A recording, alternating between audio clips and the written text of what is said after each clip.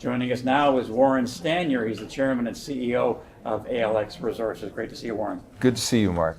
Now, we'll get to your projects in a second more specifically, but you see a massive change underway in terms of the shift to green energy, the shift to EVs, and you say that all of your projects, of which you have many in uranium and lithium and nickel as well, they're all linked together. How so? Well, with electrification, it's all about the metals that you need for that. And the keynote speaker today, the opening remarks, he went into it in detail. And I was very gratified to see that because it validates the path that we've taken. That it's not just about uranium or just about nickel or now lithium. I mean, they're all linked together. So let's focus on the hydrolithium project in Quebec. You're near hydroelectric power. You're near roads that you say are priceless. So what else is appealing about that project? First of all, you're in Quebec where the permitting regime is a little bit, let's say, easier. The people there are receptive to mining. We've had some issues in time delays in other provinces that we don't experience in Quebec so far. Plus there's financial incentives for investors that are very attractive. And then in Saskatchewan, 11 projects. So you've got uranium, you've got nickel.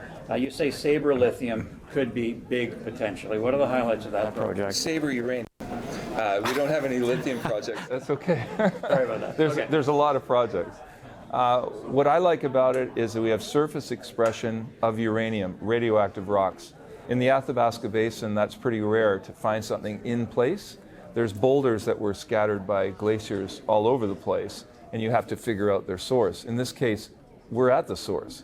And so where did those fluids, how did those fluids impregnate those surface rocks and provide this radioactivity? So we're just at the very beginning of that. And Warren, you have some partnerships with Denison, with Rio. Do you think that's just a part of doing smart business to fund your projects and share on the upside? I think it's smart business. And when you work with a major like Rio Tinto, and Denison is, I consider them a major in the uranium business, to continually have to dilute your company in order to finance is tricky, and a lot of investors don't like it. But when you get a major coming in to earn 80% and you still have 20, that 20 is just enough to be a problem for them and a benefit to us. Because, I mean, like any junior company, you're always looking for some kind of a buyout.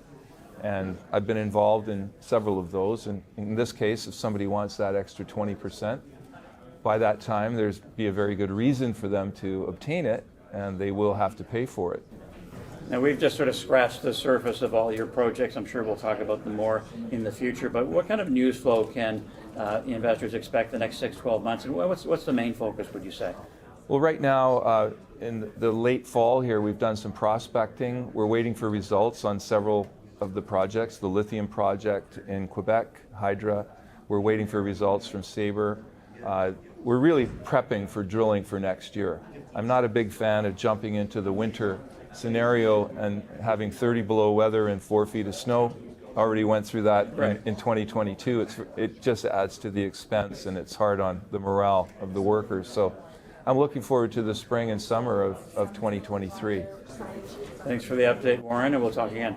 Thank you, Mark. Okay, Warren Stanyer, he's the chairman and CEO of ALX Resources.